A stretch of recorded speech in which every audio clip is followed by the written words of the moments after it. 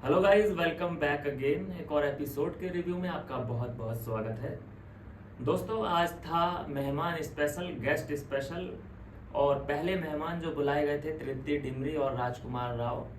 वही जो स्क्रिप्ट होती है इन लोगों को थमाती जाती है कि भाई तुम्हें ये बोलना है कि तुम्हारा फेवरेट कंटेस्टेंट कौन है, और तुम्हें सलमान के साथ थोड़ा सा डांस स्टेप करने हैं, थोड़ा सा उनको नचाने पे मजबूर करना है, उनकी फिल्मों की तारीफ करनी है, और उनके साथ अगर तुम्हें डांस करने में वो कंफर्टेबल होते हैं, वो तुम्हारी इच्छा है कि तुम नचवा पाते हो सलमान को अपने साथ या नहीं। नहीं तो वो तो खड़े रहना प्रेफर करते हैं। उम्र हो चुकी यार, कितना नाचेंगे, जिंदगी भर नाचते ही रहेंगे क्या।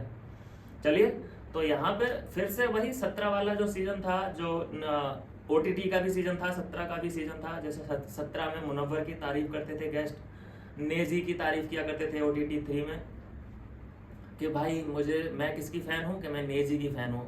हर जो भी गेस्ट आता था, मैं इसी बात से परेशान था कि भाई सभी लोग जितने भी गेस्ट आ रहे हैं ये सब एक ही बंदे के फ़ैन कैसे हो सकते हैं। तो ऐसे ही शुरुआत इस सीज़न में हो चुकी है। गेस्ट आई तृप्ति डिमरी, और वो क्या कह रही है कि मैं विभिन्न की बहुत बड़ी फ़ैन हूँ, मैं तो उसे देख देख के पली हूँ, बड़ी हूँ। अब मैं झूठ तो नहीं बोल रहा ना, आपने भी देखा होगा एपिसोड। वो कह रही है कि मैं बचपन मेरा विभिन्न के जो ड्रामा है, एपिसोड, नाटक नौटंकी जो करता है वो कलर्स में, वो देख देख के बड़ी हुई हूँ, और मैं बहुत बड़ी फैन हूँ विभिन्न की। ओ माय गॉड भाई, स्क्रिप्ट ऐसी लिखो कि हम जैसे छोटे क्रिएटर को शक ना हो। कलर्स वालों, क्या है ये सीन, इतनी तारीफें अभी से। अब यहाँ से शुरुआत है, ये कोई ये नहीं है कि ये पहली तारीफ। अब जो भी गेस्ट आएगा उसको आप देखेंगे कि विभिन्न को वो स्पेशल ट्रीटमेंट मिलेगा। ऐसे ही हमने OTT सीजन 3 में देख लिया था। नेजी नेजी नेजी नेजी जो भी आ रहा, उसने ना कुछ अंदर हगने के अलावा और कोई काम किया नहीं था उसने, लेकिन सब उसके फैन। भाई जो बाहर उसने काम किया था उसको बाहर छोड़ दो, लेकिन अंदर क्या काम कर रहा है वो उस पर तवज्जो ज्यादा होनी चाहिए। तृप्ति डिमरी ये कह रही है कि मैं विभिन्न की फैन हूँ। भाई साहब, मेरा उधर ही जो मैं इसको नेशनल क्रश बोलता था ना, मन कर रहा था इसको क्रश कर दूं उधर ही। कुछ अभी विभिन्न उखाड़ा नहीं है, कुछ उखाड़ने तो दो। कंपेयर पहले करने लग जाते हो तुम लोग। अभी तो उसका गेम ना ही अच्छा है ना ही बुरा है, वो एवरेज चल रहा है। ना ही वो इतना फट के बाहर आया है, और ना ही वो बिलो द एवरेज है। ठीक है, तो अभी कुछ करने दो, उखाड़ने दो उसको। तो खैर, यहाँ पे फिर से वही, आपको तो पता ही है कि सलमान को नचाने की इच्छा तो सब रखते हैं जो भी गेस्ट आता है। फ्लर्टिंग वगैरह ये सब चीज़ें, ये सब खत्म हुई, चलो कोई बात नहीं। अब बात कर लेते हैं घर के अंदर की कि क्या सीन चल रहा है। भाई एक बॉन्ड मुझे बड़ा क्लियर नज़र होता दिखाई दे रहा है, आपने भी नोटिस किया होगा। तिकड़ी एलिस की, ईशा की और अविनाश की जो तिकड़ी है वो वाकई जेन्युइन सी दिखाई दे रही है फिलहाल तो, अभी तक तो। एक आज उनमें कॉन्वर्सेशन चल रही थी, और जब ये दोनों लड़कियां अविनाश को समझा रही थी कि भाई तू गलत था, और जो स्मार्ट ऐसा बोला था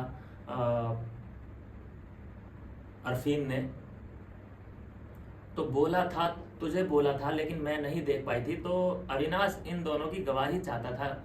वो चाहता था कि ये दोनों भी बोले सबके सामने कि हाँ, उन्होंने ऐसा बोला था कि स्मार्ट प्ले कर रहा है ना, विवियन स्मार्ट प्ले कर रहा है। लेकिन क्योंकि उस टाइम पे सभी लोग इस पर चढ़ रहे थे और सिचुएशन ऐसी नहीं थी, और झूठी गवाही चलती नहीं है बिग बॉस के अंदर, तो उन्होंने इस बात से किनारा ही करना जरूरी समझा और सीधे बोल दिया कि हमें याद नहीं है भाई कि बोला था कि नहीं बोला था।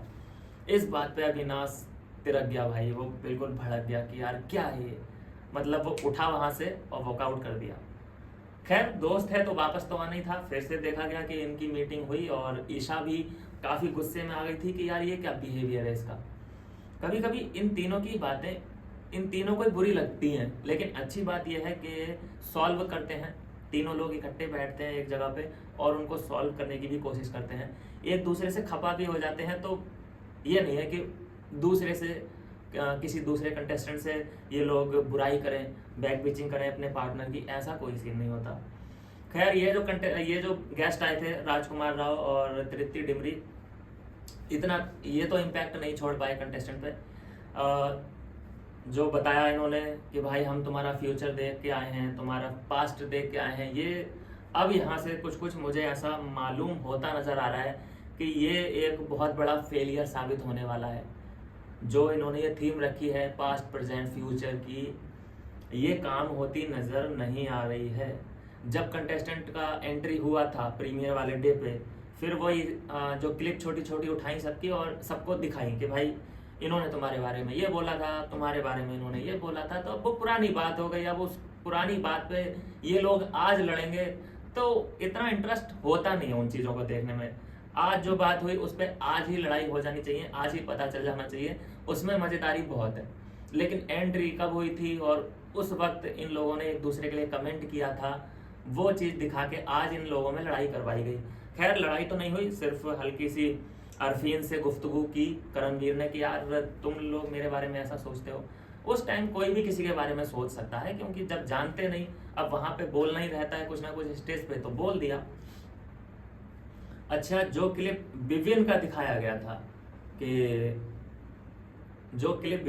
गया था लेकिन एक जो उसने बहुत इंपॉर्टेंट बात बोल दी थी कि इन सभी कंटेस्टेंट का बाप मैं हूँ, ये क्यों नहीं दिखाई? ये भी दिखानी चाहिए थी ना कलर्स वालों को। सब क्लिप उठा के दिखाई उसकी विवियन की, लेकिन ये ही नहीं दिखाई। इसने खुलेआम बोला था कि मैं इन सब का बाप हूँ। ये दिखाते तो डेयरिंग तो करते इतना दिखाने का। करणवीर है ना अंदर, रजत दलाल है ना अंदर, समझ लो वेजिटेरियन ही है वैसे तो रजत दलाल, पता नहीं लेकिन उस टाइम क्या खा जाता लेकिन नहीं दिखाई, लाडला है। अब ये पहले जो OTT 3 सीजन था उसमें एक वर्ड था, कौन था? बमाए वर्ड, जिसको सुन सुन के मेरे कानों से खून निकलना शुरू हो चुका था लिटरली। लेकिन इस सीजन में एक वर्ड आ रहा है, बार बार आ रहा है, जिसे मैं सुन सुन के इरिटेट हो चुका हूँ, और वो वर्ड है लाडला। बस करो भाई, बस करो, लाडला लाडला लाडला ऐसी तैसी कर रखी है इस वर्ड की। अब पहले तो ये तारीफ सी लगती थी, लेकिन अब ये एम्बेरसिंग वर्ड हो गया है उसके लिए भी। विविन भी सोच रहा होगा कि यार कहाँ से मुझे लाडला बना दिया इन लोगों ने, कुछ ऐसा ट्रीटमेंट तो मिल नहीं रहा है लाडलो वाला। लेकिन हाँ, ये है कि फाइनलिस्ट तक लेके जाएंगे इसको, फाइनल फिनाले तक लेके जाएंगे, उस मामले में लाडलापन है। बाकी हल्का फुल्का फेवर भी मिल जाता है कि चॉकलेट मिल जा रही है, कभी कुछ मिल जा रहा है। लेकिन ऐसा नहीं है कि भाई सब लोग को खाना नहीं मिल रहा है तो विविन को खाना मिलेगा स्पेशल, ऐसा ट्रीटमेंट, ऐसा तो कुछ नहीं है। लेकिन सभी लोग आके कह रहे हैं कि ये कलर्स का लाडला है, ये कलर्स का लाडला है। तो ये बात अब कहीं ना कहीं बोरियत वाली सीन में जा रही है कि कंटेस्टेंट को, बाकी जो कंटेस्टेंट हैं वो तो बोर हो ही रहे हैं, बार बार सुन के उनको एजिटेट हो रहा है कि भाई ये लाडला है तो हम इधर क्या करने आए हैं। जाहिर सी बात है सब लोग ये सोच तो रहे होंगे, लेकिन कोई कह नहीं सकता, क्योंकि कहेगा तो फिर उसके ऊपर कुछ ना कुछ आफत टूट पड़ेगी। तो सब लोग शांत है कि चलो यार थोड़ा बहुत हमारा स्क्रीन टाइम बन रहा है, लोग हमें थोड़ा सा जान रहे हैं बाहर की तरफ, तो ठीक है यार शांत रहते हैं, जो कर रहा है करने दो उसको, लाडला बोल रहे हैं उसको बोलने दो, कोई दिक्कत नहीं है। अब ये जो वार्तालाप करते हैं, कन्वर्सेशन करते हैं अविनाश और ईशा और एलिस, बड़ी इंटेलेक्चुअल होती है, बहुत ही कह लीजिए कि बात जो करते हैं बिल्कुल एक्यूरेट करते हैं। बात कर रहे थे किसके बारे में? ये विवियन के बारे में बातचीत कर रहे थे। और विवियन क्या होता है कि कई बार जब कोई भी गेस्ट आता है और किसी की भी हंसी मजाक उड़ाता है वो, तो सब लोग ले लेते हैं, जो मजाक होती है सब लोग अपने ऊपर ले लेते हैं और हंस लेते हैं। लेकिन विवियन के ऊपर देखा गया कि जब उसके ऊपर कोई जोक क्रैक करता है तो उसका मुंह थोड़ा सा हो जाता है जरा सा हो जाता है। क्यों होता है? नहीं ले पाता, मजाक नहीं ले पाता। खैर विविन के फैन बहुत हैं, बहुत देखते हैं यार। मैं देखता हूँ कि सोशल मीडिया पे भी जो भी विविन के लिए वीडियो बनाता है उसकी वीडियो बहुत चलती है बस मेरी नहीं चलती, क्योंकि मैं विविन की तारीफ, जो जब वो तारीफ वाले काम करेगा भाई तब करूँगा तारीफ। मैंने उसका लेकर नहीं खा रखा, चाहे व्यूज 4 आए चाहे 1 भी ना आए कोई दिक्कत नहीं। लेकिन विविन की तारीफ मैं जब ही करूँगा कि जब उसने कुछ उखाड़ा हो। बाहर का वो लेके ये कहे कि मैं कलर्स के साथ हूँ, मैं तो जब से मेरा जन्म हुआ है मैं कलर्स के लिए काम कर रहा हूँ, उस बेसिस पे, उस बिहाफ पे उसको टॉप 2 में लेके जाना, उसको विनर बनाना, वो मुझे बात पसंद नहीं आती। लोग बाहर से आके तारीफ कर रहे हैं उसकी ड्रामे देख देख के, जैसे तृप्ति डिमरी आ गई, फिर अगली बार कोई कंटेस्टेंट, वो कोई गेस्ट आएगा वो भी यही कहेगा कि भाई मुझे विविन बड़ा पसंद है, मेरा फेवरेट विविन है। तो ये कहीं ना कहीं फेकनेस दिखाती है, स्क्रिप्टेड सब चीज़ें दिखाती हैं कि कलर्स वाले कहते हैं कि भाई तुम्हें विपिन को ही बोलना है कि तुम्हारा फेवरेट कौन, विपिन। हालांकि खुद सलमान खान बोल रहे हैं कि भाई ये टीवी का सुपरस्टार है। बताइए, चलो खैर ये तो खैर उनकी इच्छा है, लेकिन अभी हमें तो कोई ऐसा गुण दिखाई दिया नहीं है कि सुपरस्टार हम बोल सके। मैंने आज से पहले विपिन का नाम नहीं सुना था, इससे पहले मतलब बिग बॉस शुरू हुआ तब पता चला कि विपिन नाम का भी कोई है। अदरवाइज मैंने ना इसका किसी सीरियल में नाम सुना, ना ही मतलब मैं भी सोशल मीडिया फॉलो करता ही हूँ।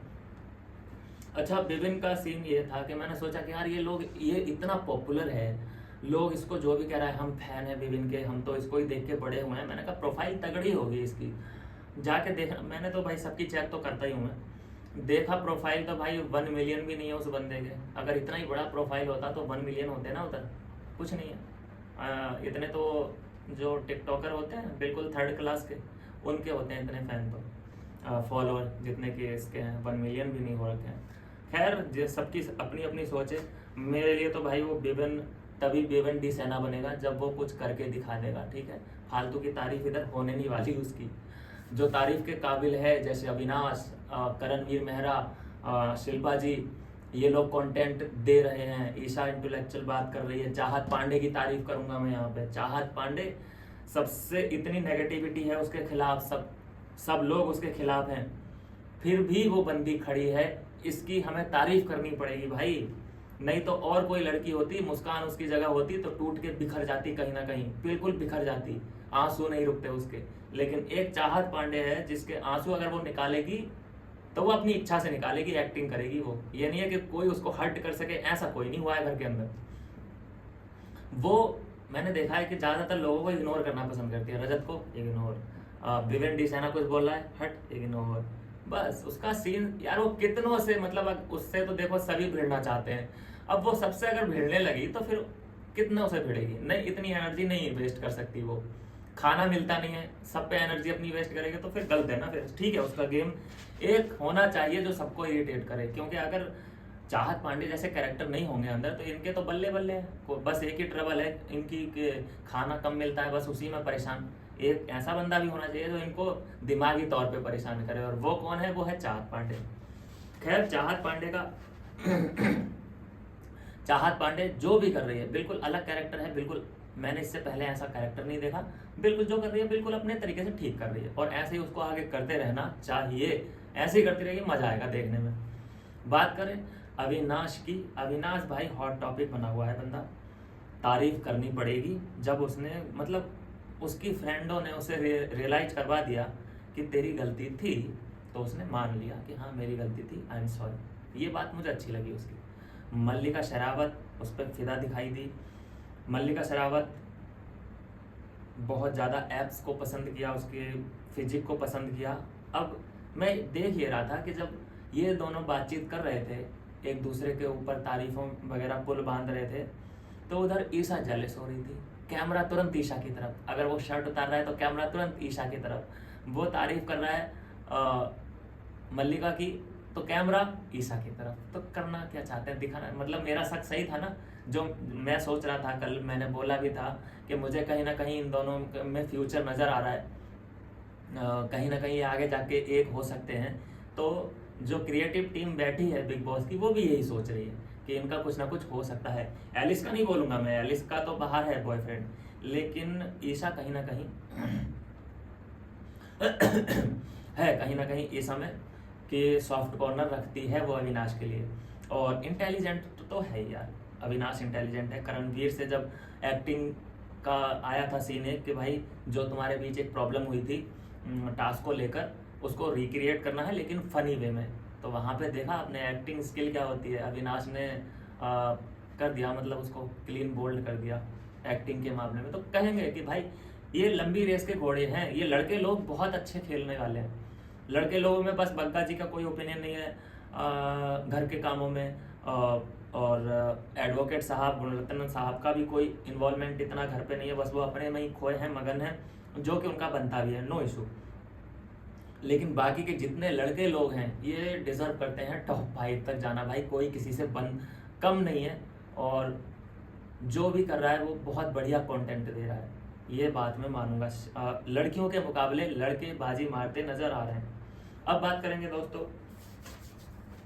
शहजादा धामी के बारे में भी। शहजादा क्या सोच रहा है कि भाई मैं जितना लड़ाई करूंगा उतना ही मैं दिखूंगा। आप एक भी लड़ाई मुझे ऐसी बता दो जो बिना शहजादा धामी के इन्वॉल्वमेंट के ख़त्म हुई हो।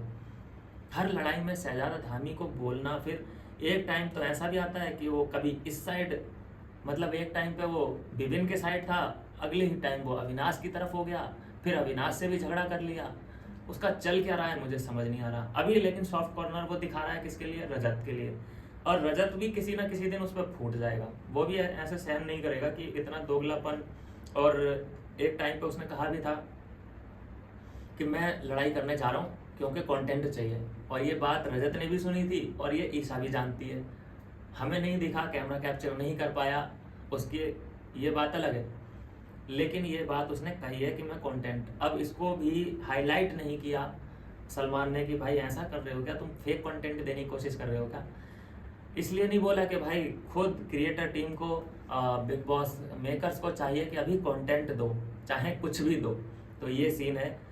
शैल से तो देखो बाहर सबको निकालने की कोशिश बिग बॉस की जारी है ही है। मुस्कान तक को बोल दिया है, वॉर्न कर दिया है।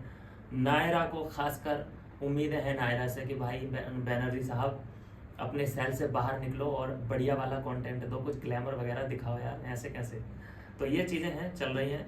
बाकी आप, एक है लाडला बिग बॉस का और एक है बिग बॉस के दामाद, जो ये लोग आते ही आते हैं भाई। हर सीजन में 2-3 बार इनकी एंट्री होती है। कृष्णा, सुदेश और अपनी भारती, ये लोग का तो परमानेंट ही है। तो वैसे ही हुआ, आज कृष्णा जी आए और उन्होंने अपना ह्यूमर से रंगमंच सजा दिया, एंटरटेन किया घर वालों को, मज़े किए, टास्क करवाए गए हल्के फुल्के से, बातचीत की गई, इंटरेक्शन किया गया। खैर उन पे अब क्या ही बात करना, वो तो आपने देखा ही है। मिमिक्री करना, इन सब चीज़ों में तो आर्टिस्ट ये लोग हैं ही हैं, मज़े करने वाले। लेकिन सबसे मज़ेदार कैरेक्टर अब यहाँ से उभरता हुआ जो नज़र आ रहा है मुझे दोस्तों, यहाँ से सबको पता चल चुका है कि रियलिटी क्या है। रियलिटी चेक सबको मिल चुका है, कौन किस पोजीशन पे खड़ा है ये सबको आइडिया लग चुका है। कुछ लोगों को इस बात से असर पड़ेगा, कुछ लोगों को नहीं पड़ेगा। कुछ लोग उसी चाल में चलेंगे। मुस्कान का भाई मैं कह रहा हूँ कि लिख के ले लो, कुछ नहीं हो सकता। ये अगर ऐसे ही चली तो ये बस इस हफ्ते निकल जाएगी, नहीं हो सकता इसका कुछ भी। नहीं निखर के आ रही है, फिर भी अभी वो नहीं निकल के आ रही है। नायरा निकल के आ जाएगी, मैं बताऊँ, कल से ही कंटेंट देना शुरू कर देगी नायरा बनर्जी। वो लंबी रेस की है घोड़ी भाई, वो निकलेगी अपने सेल से और तेज दौड़ेगी, देखना। वो एलिस को पीछे छोड़ेगी, श्रुतिका को पीछे छोड़ेगी, चाहत पांडे को भी पीछे छोड़ देगी एक बार को, तो देखना। ये मुझे नायरा से बड़ी उम्मीद है, जाएगी वो, तगड़ा खेलेगी, देखना। अभी लास्ट में एक कॉन्वर्सेशन हो रही थी रजत दलाल के बीच और अपना शिल्पा जी के बीच, और इनको ये आइडिया लग चुका है कि भाई यहाँ कुछ भी फेक करके कोई फ़ायदा नहीं है, सब चीज़ें कैप्चर हो जाती हैं।